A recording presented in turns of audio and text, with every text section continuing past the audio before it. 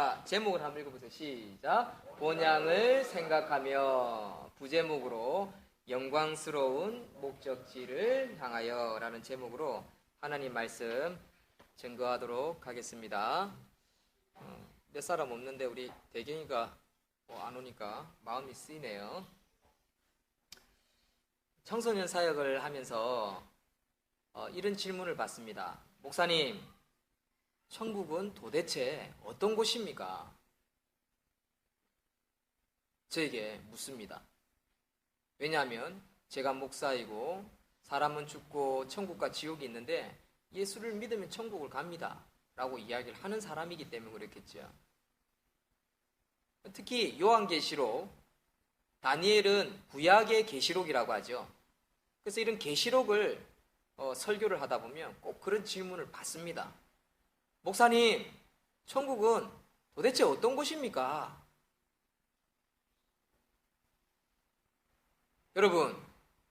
여러분들은 천국은 어떤 곳이라고 생각합니까?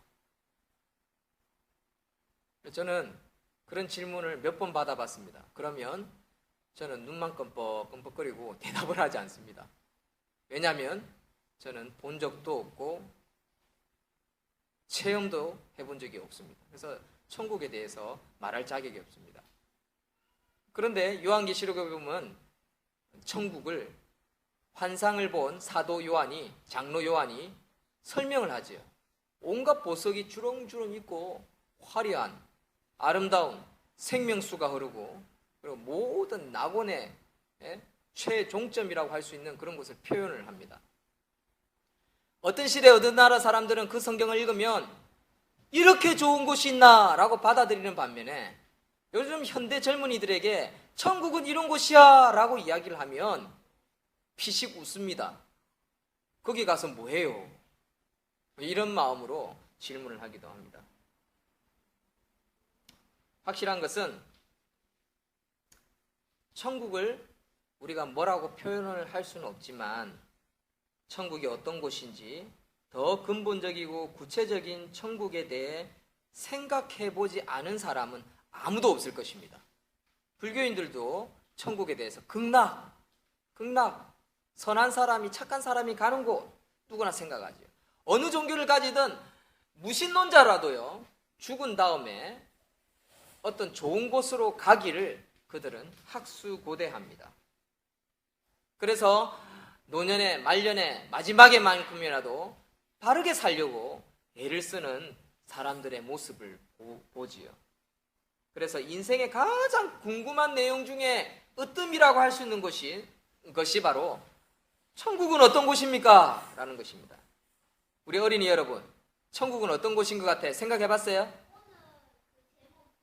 그렇게 그냥 짧게 대답을 하세요. 고마워요. 생각해 봤네요. 고마워요. 생각을 해봐야 돼. 천국은 어떤 곳일까? 내가 죽으면 어디를 갈까? 나는 누구인가? 나는 어디서 왔고 어디로 가는가? 이 인생의 다인가? 또 무엇이 있는가? 그런데 근래에 들어서 기독교는 이른바 그림의 떡이다라는, 그림의 떡과 같은 종교가 기독교다라는 비난을 받기에 충분한 것 같습니다. 그래서 카를 마르크스는 이런 말을 했죠. 종교는 민중의 아편이다 라는 사상을 온 국민에게 불어넣고 전 세계에 퍼뜨렸습니다. 그래서 오늘날 과학의 발달과 경제 성장으로 인해서 인본주의, 인간중심주의적 사상이 팽배해져서 결국 천국이라는 개념이 그림의 떡, 그냥 이상향에 불과한 것으로 치부되어져 버렸다라는 것입니다. 참 안타까운 것이죠. 그 뒤로 기독교는 퇴색하기 시작했고 그냥 기독교는 사람들에게 액세서리, 생활에 필요한 한 액세서리에 불과한 그런 상황으로 변질되어져 가는 모습을 봅니다. 그러나 여러분들, 기독교는요, 천국이라는 중심 사상에 대한 고찰 없이는 진정한 이해, 어떤 이해도 불가능한 종교가 기독교입니다. 따라합니다. 오직 천국. 참 크게 한번 하세요. 우리 어린이들도 오직 천국, 오직 예수, 오직 말씀. 여러분, 기독교는요, 천국이라는 중심 사상을 빼면요, 기독교를 이해할 수 없고요, 받아들일 수 없고요, 믿을 수 없고요, 성경을 읽어도 이해할 수 없고요, 교회를 다녀도 이해할 수 없고요, 교회 다니는 사람은 이해할 수 없는 것입니다. 천국에 대한 확고함, 믿음이 더해질 때 그때서야 이 기독교가 종교가 아니라 진리구나, 인생의 기준이구나, 법칙이구나 라는 것을 알게 되는 것입니다. 그래서 바울은 천국과 부활이 없다면 성경의 모든 진리가 논리를 벗어나게 되고 세상의 근간이 흔들리게 된다라는 것을 말하고 있습니다. 그리고 혼돈이 옵니다. 카오스. 온 세계가 흔들리고 도덕이 무너지고 질서가 무너진다라고 암시하고 있는 것이 사도 바울 스승의 성경 말씀이라고 할 수 있습니다. 그래서 그는 마지막에 이런 고백을 하지요. 내가 살든지 죽든지 오직 누구를 위해서 산다고요? 예수 그리스도를 위해서 산다. 그래서 그리스도와 내 몸을 통해서 찬송과 영광을 받으시길 소망한다 라고 고백하는 모습을 우리는 종종 봅니다. 더 나아가 예수님은 뭐라고 말씀하십니까? 요한복음 14장 1절 2절 말씀, 앞으로 화면 보고 한번 읽어주십시오. 예수님이 하시는 말씀입니다. 너희는 마음에, 시작, 너희는 마음에 근심하지 말라. 하나님을 믿으니 또 나를 믿으라. 내 아버지 집에 거할 곳이 많도다. 그렇지 않으면 너희에게 일렀으리라 라고 예수님이 말씀하십니다. 이 예수님의 말씀은 언제 말씀하시냐면 제자들과 3년 동안 함께 먹고 함께 즐기고 함께 놀고 함께 말씀 배우고 함께 사람들을 고치고 말씀을 양육하고 3년 동안 함께 하는 그 시점에 마지막 배반당하시는 성만찬일 이래 나누신 말씀입니다. 유언이죠, 유언. 내가 떠나도, 내가 죽어도, 또 너희들이 죽을 날이 다가와도 너희는 마음에 근심하지 말라라고 말씀하십니다. 그런데 이 말씀을 자세히 한번 살펴보십시오. 예수님은 제자들에게 너희가 하나님을 믿느냐라고 물으십니까? 아니지요. 예수님은요, 제자들에게 너희들이 하나님 믿느냐? 믿음에 대해서 질문을 하지 않습니다. 예수님은 제자들이 하나님을 믿는다라고 단언하고 당연한 것으로 여기는 것을 우리는 이 말씀의 본문을 통해서 깨달을 수 있습니다. 사랑하는 성도 여러분, 저도 여러분들에게 하나님 믿습니까? 라고 묻지 않겠습니다. 왜? 예배드리러 나온다는 것은 뭡니까? 바로 하나님 믿는다는 거죠. 그런데 왜 제자들은 배반하고 도망가고 다 뿔뿔이 흩어질까요? 그럼에도 불구하고 하나님은 다 하심에도 불구하고 우리를 사랑하시고 우리를 제자로 부르시고 우리가 당신을 믿는다는 사실을 하나님은, 예수님은 알고 계셨다라는 것입니다. 예수님은 이러한 전제로 계속해서 이런 말씀을 하십니다. 또 그러니까 나를 믿으라 라는 것입니다. 사랑하는 성도 여러분, 예수님을 믿으시는 저와 여러분들이 되시길 소망합니다. 하나님을 믿습니다. 하나님 아버지 계십니다. 신이 존재합니다. 그러면 그 신의 아들인 예수를 믿으라는 것입니다. 신의 아들이신 예수 그리스도를 믿으시는 저와 여러분들이 되기를 소망합니다. 이것은 신약의 핵심적인 말씀입니다. 신약 성경에 하나님은 성경의 세 군데에서 하나님의 소리, 하나님이 직접 말씀하십니다. 세상 사람들에게 공표하십니다. 이는 내 사랑하는 아들이요 라고 말씀하십니다. 마태복음, 마가복음, 누가복음에서 예수님이 세례 요한에게 세례 받으실 때, 요단강가에서 세례 받으실 때 이는 내 사랑하는 내 아들이다 라고 공표하고 계신다는 것입니다. 예수님께서 하나님을 믿는다는 전제를 제자들에게 먼저 선언한 이유가 뭘까요? 하나님을 믿는 것이 바로 우리에게 생명이 주어지고요, 죽음 후에 천국을 이해하는 첫걸음이기 때문에 그렇습니다. 더 나아가 하나님이 예수님을 공표하신 것은 내 사랑하는 아들이요 그의 말을 따르라 라고 하신 것은 하나님을 믿고 예수님을 믿고 천국이 보장되어 있기 때문에 예수님의 말씀을 따르라 라는 것입니다. 사랑하는 성도 여러분, 예수님을 믿고 예수님의 말씀을 따를 수 있는 저와 여러분들이 되시기를 주의 이름으로 축원드립니다. 여러분, 셰익스피어 잘 아시죠? 제가 영문학과를 나와서 4년 동안 문학 작품을 참 많이 읽었어요.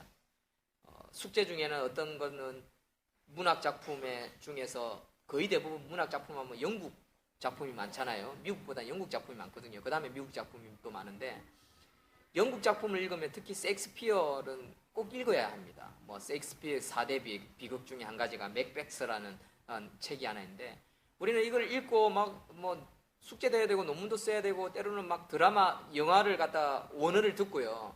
영국식 발음이거든요. 막 듣고 우리가 감상문을 써내기도 합니다. 그 중에 제가 읽은 셰익스피어의 맥베스 소설을 보면 셰익스피어가 이런 말을 했어요. 인생은 단지 걸어다니는 그림자다. 무대 위에 잠시 나와서 뽐내다가 걷다가 안달하며 시간을 보내고는 사라지는 서툰 배우다. 이것이 인생이다 라고 표현을 했습니다. 저는 이 표현을 읽으면서 저는 인생에 대해서 다시 한번 깊이 생각할 수 있는 젊은 날이 있었습니다. 저는 이 표현을 보면 오늘날 인기 연예인들을 보게 됩니다. 화려한 영화, 드라마, 그리고 무대 위에서 춤을 추며 노래를 부르며 온몸을 흔들어 제끼면서 사람들을 열광시킵니다.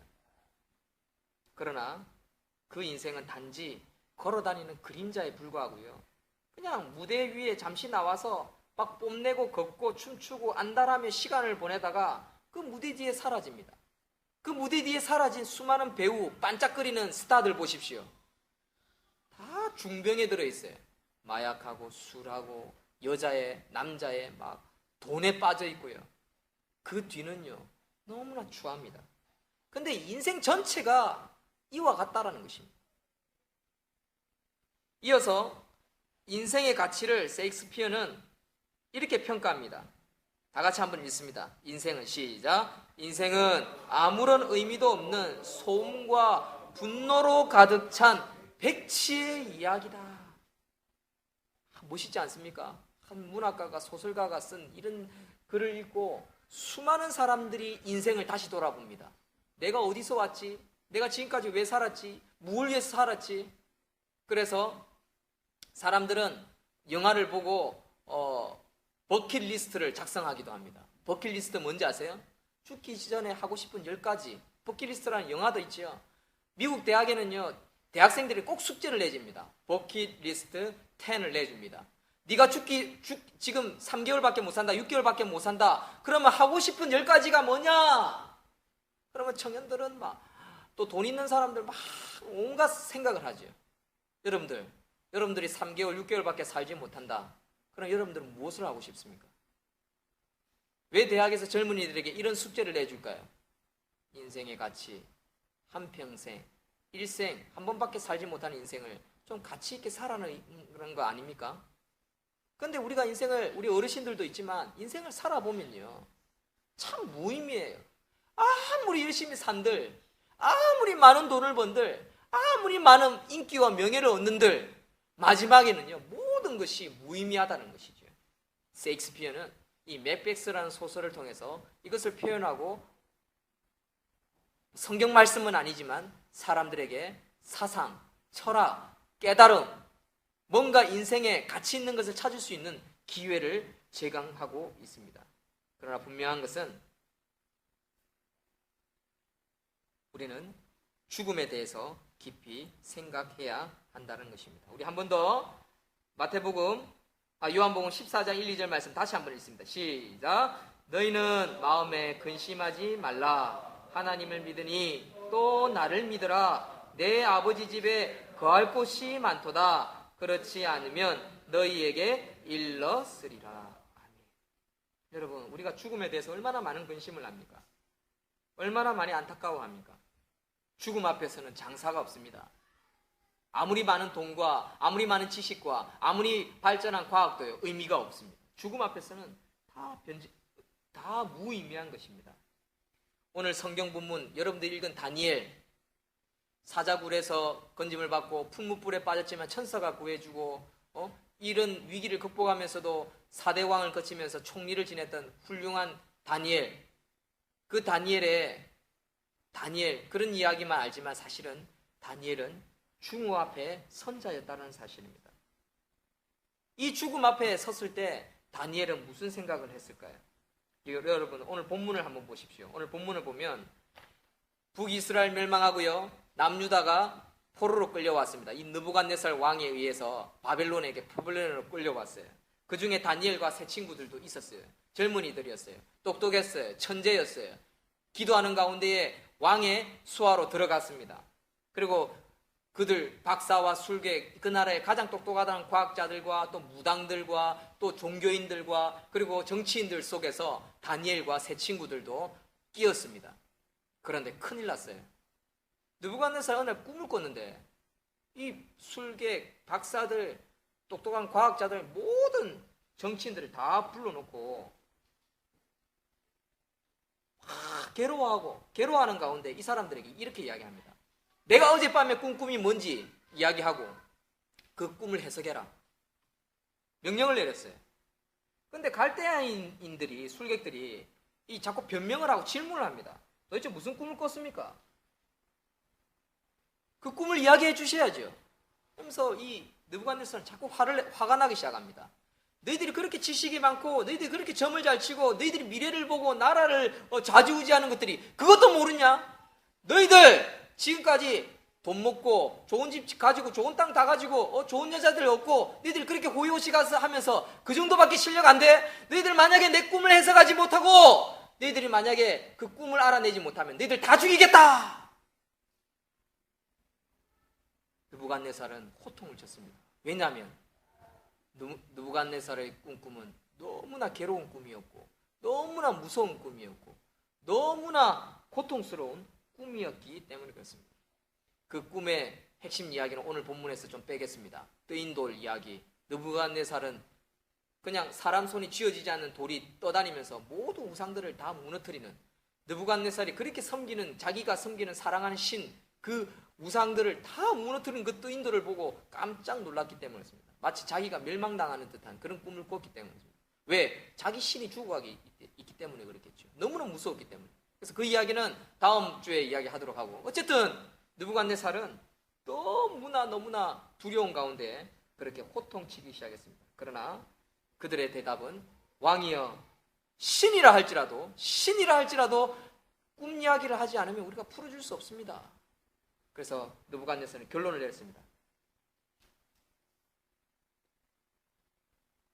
근위대장 아리옥에게 전부 다 술객과 박사들, 바벨론 포로에 잡혀온 똑똑하다는 인간들 다 잡아서 일단 다 죽여라. 결론을 내려봤어요. 그 소식을 다니엘은 들었던 것입니다. 여러분, 오늘날 왕하고요, 이 당시의 왕하고는요, 그 권위와 그 한마디가 수준이 다릅니다. 그냥 말 한마디 하면 그냥 한 나라 민족이 다 싹쓸이 다 죽는 것이 왕의 권력이었습니다. 여러분, 죽음 앞에 선 자 얼마나 두렵겠습니까? 며칠 전에 최덕성 교수님하고 제가 우리 동기이면서 제 선배인 변 목사님과 함께 식사를 했습니다. 우리 변 목사님 식사를 하면서 변 목사님이 간증을 하시는 거예요. 이 변 목사님은 지금 양산에서 개척을 하셨고 제하고 같은 시기에 개척을 시작을 했습니다. 제가 하나로 교회 올 때와 하고. 근데 이분은 자기가 가진 한 1억 5천, 그리고 노회에서 1억 5천, 또 기부금 1억 한 2억, 거의 한 6억 가까이 교회 부품까지 해서 땅을 사고 6억까지 개척을 하신 목사님입니다. 그런데 이 목사님은 사실 신대원에 들어와서 공부를 하고 목사가 되자마자 뇌에 암이 걸려버렸어요. 자식은 대학생, 고등학생인데, 그리고 이제 목사가 되어서 뭔가 뜻을 펼쳐보려고 하는데 암이 걸려버린 거예요. 근데 이 목사님은요, 30대 때 결혼을 해가지고 학원을 해서 돈을 많이 벌었어요. 그런데 도박에 빠진 거예요. 도박에 빠져가지고 1, 2천만 원 아니라 몇십억을 다 꼬라박아 버렸어요. 부모님이 가지고 있는 땅 다 팔아가지고 전부 다 도박해가지고 돈을 다 날린 사람이에요. 그런데 그것을 회개하고 자기가 신학교에 와서 목사가 돼서 이제 하나님 뜻을 한번 펼쳐보려고 하는데 이제 죽는 병에 걸린 거예요. 이 목사님이 그때 든 생각이 뭔지 아세요? 하나님, 왜 이제입니까? 이제. 그렇게 하나님 원망스럽대. 자기가 도박하고 아내에게, 자식들에게 몹쓸 짓 할 때 그때 잡아가지. 내가 회개하고 깨닫고 정말 주의 일, 주의 뜻, 정말 삶이 뭔지, 가치 있는 삶이, 인생이 뭔지 뭔가 발견을 하고 이제 살아보려고 하는데, 아직 담임 목사로 나가지도 되면 부목사로 지금 1, 2년째 하고 나이는 50이 넘어가고 이제 뭔가 해보려고 하는데 병이 온 거예요. 죽을 병이 온 거예요. 그래서 몇 달 동안 교회 나가면서 하나님 왜 이제입니까? 왜 이제입니까? 내 자식, 내 처들 어떻게 합니까? 저 아이들 어떻게 살아갑니까? 그 생각밖에 안 들더라요. 내가 없으면 남겨줄 재산도 없고 아무것도 없는데 고생할 걸 생각하니까 너무나 고통스럽더라고요. 그런데 어느 날 새벽 기도를 하는 가운데 하나님의 음성이 들리기 시작했답니다. 변목사야, 너를 먹이고 너를 살리고 너를 입히고 네 안에 네 자식들 먹고 사는 거 도대체 누가 하냐? 네가 하냐 내가 하냐? 하나님 묻더라는 거예요. 그때 변 목사님 마음속에 자유함이 생겼대요. 믿음이 대한 확신이 오더래요. 그래, 내가 지금까지 하나님을 믿었잖아. 그래, 내가 자식들을 먹이나? 하나님이 먹이시지. 그때부터 마음에 막 기쁨이 생기고 자유함이 생기고 진정한 찬양이 나오고 진정한 기도가 나오더래. 그때가 7년 전이에요. 지금 아직까지 살아계세요. 뇌를요, 이 얼굴을 이렇게 다 도려냈어요. 뇌 수술한다고.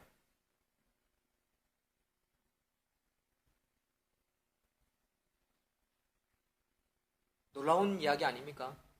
지금도 살아계시고 또 개척도 하시고 자녀와 가정, 무슨 대학생들이고 졸업할 딸, 아들 또 개척하셔가지고 6억짜리 양산에서 개척을 다 해가 계시고 얼마나 귀한 사역을 하십니까? 근데 중요한 건 뭐라고요? 누가 하신다고요? 하나님이 하신다. 그 믿음을 다시 확신을 가지는 거예요. 여러분, 오늘 본문에 다니엘이 바로 그런 상황에 있었다는 것입니다. 근위대장 아리옥이 너희들 다 잡아가서 이제 죽었다, 왕이 다 죽이라고 했다 라고 했을 때 다니엘은 담대하게 일단 급한 불부터 꺼야겠다 싶어서 15절 이하를 보면 너무나 급한 상황이니까 왕에게 알리십시오. 내가 그 꿈을 알고 내가 해석을 해주겠습니다. 사실 모르는 상황이었어요. 그런데 근위대장 아리옥에게 내가 그 꿈을 알고 해석할 수 있으니까 왕에게 알리십시오. 그래서 죽을 고비를 넘기고자 라고 했던 거예요. 그래, 알렸습니다. 그리고 다니엘은 어디 갔습니까? 친구들을 모아놓고 기도하기 시작했습니다. 17절 이하에 18절 다 같이 읽습니다. 성경 찾아서 하늘에 계신 시작. 하늘에 계신 하나님이 이 은밀한 일에 대하여 불쌍히 여기사 다니엘과 친구들이 바벨론의 다른 지혜자들과 함께 죽임을 당하지 않게 하시기를 그들로 하여금 구하게 하니라. 기도했죠? 기도하기 시작했어요. 친구들고 19절 시작. 이에 이 은밀한 것이 밤의 환상으로 다니엘에게 나타나 보임에 다니엘이 하늘에 계신 하나님을 찬송하니라. 여러분, 하나님을 만나는 것은 바로 이런 거예요. 죽음 앞에서 하나님의 음성을 듣고 위로를 듣고 자유하고 찬송할 수 있는 것. 여러분, 이 다니엘의 상황과 변 목사님의 간증 상황이 똑같은 거예요. 우리는 살아가다 보면 사업이 망하고 또 뭐 자식이 아프고 부모님이 아프고 돈이 없고 또 뭐 사고를 당하고 문제가 생길 때 있습니다. 그만큼 고통스러운 일이 어디 있습니까? 그렇죠? 그런데요, 그때 하나님을 만나고 하나님의 음성을 듣고 자유하고 기쁨을 누리며 찬송할 수 있는 것, 그게 제일 중요한 것입니다. 여러분, 다니엘은 아직까지 왕이 살려준다는 말 보장받은 거 없습니다. 그 꿈이 틀리거나 해석을 잘못하면요, 다니엘과 그 세 친구들 모든 사람들이 다 목이 달아나는 상황이었습니다. 여러분, 그럼에도 불구하고 다니엘은 23절 다 같이 읽습니다. 시작. 나의 조상들의 하나님이여 주께서 이제 내게 지혜와 능력을 주시고 우리가 주께 구한 것을 내게 알게 하셨사오니 내가 주께 감사하고 주를 찬양하나이다. 곧 주께서 왕의 그 일을 내게 보이셨나이다 하니라. 아멘. 여러분, 꿈을 해석하고 이상을 보고 미래를 보는 거, 그건 아무나 할 수 있는 건 아닙니다. 그렇죠? 병을 낫게 하고 그런 건 아무나 할 수 없습니다. 그러나 동일하게 할 수 있는 것이 있어요. 뭔지 아세요? 하나님에 대한 믿음을 다시 확신을 가지고요. 그 믿음을 확신을 가지가운데 기쁨이 생기고요. 말씀을 붙잡고요. 위로를 얻고요. 그래! 내가 죽으면 죽는 거지. 내가 죽은 뒤에 천국 가는데. 그러면 이거는 누구나 가질 수 있는 겁니다.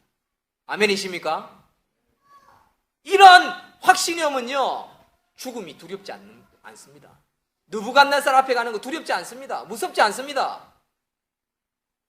사랑하는 성도 여러분, 어떤 절망 가운데서도, 절벽 가운데서도요, 하늘이 보이고요, 보이지 않는 하나님 나와 함께 하시는 걸 느끼면요, 내가 느부갓네살 앞에 가든 절벽에 떨어지든 무섭지 않는 것입니다. 왜? 천국이 있으니까. 여러분 다시 한번 읽습니다. 요한복음 시작. 너희는 마음에 근심하지 말라. 하나님을 믿으니 또 나를 믿으라. 내 아버지 집에 거할 곳이 많도다. 그렇지 않으면 너희에게 일렀으리라. 아멘. 여러분, 제가 결혼을 해서 제일 행복한 시점이 언제인지 아십니까? 지금이죠. 지금. 5째 들어서고 지금이 제일 행복하죠. 그런데 기억에 남는, 추억에 남는, 내가 결혼해서 제일 행복했던 시점이 두 군데가 있습니다. 첫째는 우리 나인이를 가졌을 때, 정말 뜨거운 눈물을 흘렸죠. 두 번째, 우리 수아가 태어나가지고 에스더가 뱃속에 있을 땐가 그럴 겁니다.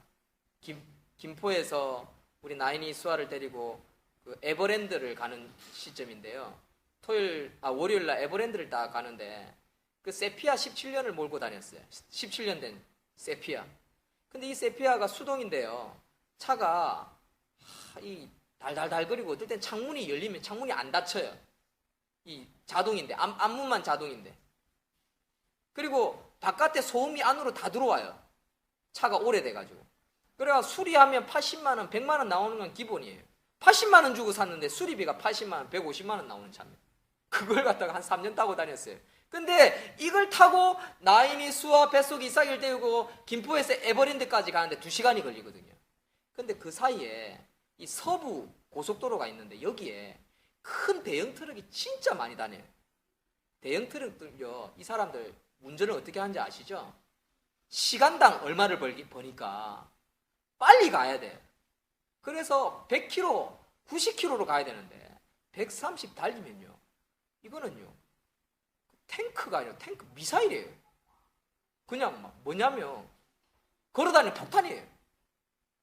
근데 우리 나인이가 못 모르고 이게 문을 빵 열은 거예요. 창문이 안 닫혀. 지금 110km, 100km 막 달리는데, 안 그래도 시끄러운데 막 창문이 열려 있으니까 막 더 시끄러운 거예요. 근데 그때 이 트럭이요, 빵 하면서 지나갑니다. 그러면 제가 정신이 하나도 없어요. 뱃속에는 아기가 있죠. 이 올망졸망한 귀여운 자식이 있죠. 사고가 나면요, 우리 이제 다 죽는 거예요. 우리 최덕선 교수님이 사고가 났는데 어떻게 사고가 났냐면, 6차 도로, 한 차선만 6차, 12차 도로인데 이게 이제 고속도로가 아니에요. 도시 안에 있는 그냥 큰 도로인데 차들이 쌩쌩 달리는 곳인데 하필 여기에 건널목이 있어요. 거기에 앞에 트럭 서고 자기 차 쓰고 그 뒤에 그 신학 대학생들 서고 그리고 그 뒤에 버스가 섰어요. 그런데 뒤에서 트럭이 시속 80km로 와 졸음운전을 한 거예요. 그대로 들어박아 버렸어요. 그래서 최 교수님이 그 뒤로 허리가 나가신 거예요. 버스 없었으면 죽었어요. 버스 안에 있는 2-3사람 죽었거든요. 뒤에 탄 사람들. 근데 버스 있고 신대원 차, 학생들 차 있고 교수님 차 있었는데, 식사하러 가고 있었는데 그 전부 다 나자빠진 거예요. 60km, 시속 60km. 다 죽는 거예요. 만약에 교수님이나 청년들이 뒤에 버스가 없었다 그러면요, 신대원들, 전도사님들, 교수님 그 자리에 즉사하는 거예요. 트럭 운전사가 졸음 운전을 했대요. 그만큼 차가 무서운 겁니다. 폭탄입니다. 그 소식을 들은 지 얼마 안 된 시점이어서 그런지 몰라도 이 대형 트럭이 방 하고 130km 내 차를 앞서서 지나가 버리는데, 와, 얼마나 섬찟한지 압니까? 무섭습니다. 그렇죠? 그런데 저는 우리 나인이의 손을 꽉 잡고 아내의 손을 탁 잡고 제가 이런 말을 했어요. 나인아, 여보, 우리가 죽으면 천국에 가서 영원히 산다. 영원히 산다. 그 말이 내 입술을 통해서 자연스럽게 툭 쏟아지는데 얼마나 감사한지, 얼마나 행복한지. 죽음을 두려워하는 마음이 싹 사라져 버리는 거예요. 무섭지 않은 것입니다. 여러분, 이런 마음이 있으면 어딜 가서 무얼 한들 못 살겠습니까? 얼마나 행복합니까? 살아가는 게. 그런데 어떻게 하면 돈 좀 더 벌까? 어떻게 하면 좀 더 좋은 취직, 더 좋은 남자, 더 좋은 여자, 막 이 여자 저 여자, 이 남자 저 남자, 아둥바둥거리면서 살아가는 사람들 보십시오. 얼마나 비참합니까? 드라마 이야기를 또 하지만 장보리에 나오는 연민정, 얼마나 추합니까? 그렇죠? 돈을 위해서 남자도 버리고 자식 새끼도 버리고 엄마도 버리고 살아가는 그 모습 얼마나 추합니까? 그러나 그거는 막장 드라마니까 우리가 이해할 수 없다. 저런 사람이 어디 있냐? 간혹가다 혹은 있겠지. 우리 주위에는 없어. 내 삶과 적용은 안 돼. 그럴 수도 있지만 적용되는 부분이 있어요. 자기 자신을 한번 가만히 보십시오. 우리 아이들도 보면요, 딱지 때문에, 장난감 때문에 막 서로 다툽니다. 아이스크림 때문에, 먹는 것 때문에. 복숭아 막 먹다가 막 한 개 더 먹으면요, 하나 더 먹으려고, 엄마 나는 내 없을 때 먹었어. 라면 먹고 난 라면 냄새 나잖아요. 집에 오자마자 우리 나이가 대뜸문합니다. 엄마 라면 먹었어? 나는 하면서 막 웁니다. 그게 다 그런 거예요. 다 욕심과 자기가 뭔가를 누리지 못하는 것에 대한 안타까움을 가지면요, 짜증과 분노와, 아까 우리 셰익스피어가 뭘 했습니까? 예? 인생은 뭐라고요?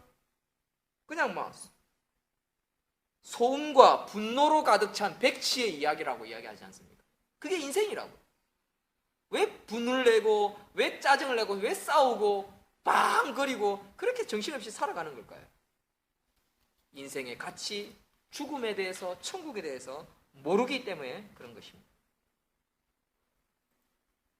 그러나 다니엘은 느부갓네살의 인연, 그 꿈에 대한 문제를 말미암아 죽음 앞에서도 친구들과 모여서 의논하고 말씀을 다시 기억하고 기도하고 자유함을 얻고 자고 일어났을 때 환상을 보고 꿈을 보고 계시를 보고 그 꿈을 해석해 주는 자가 되었다라는 것입니다.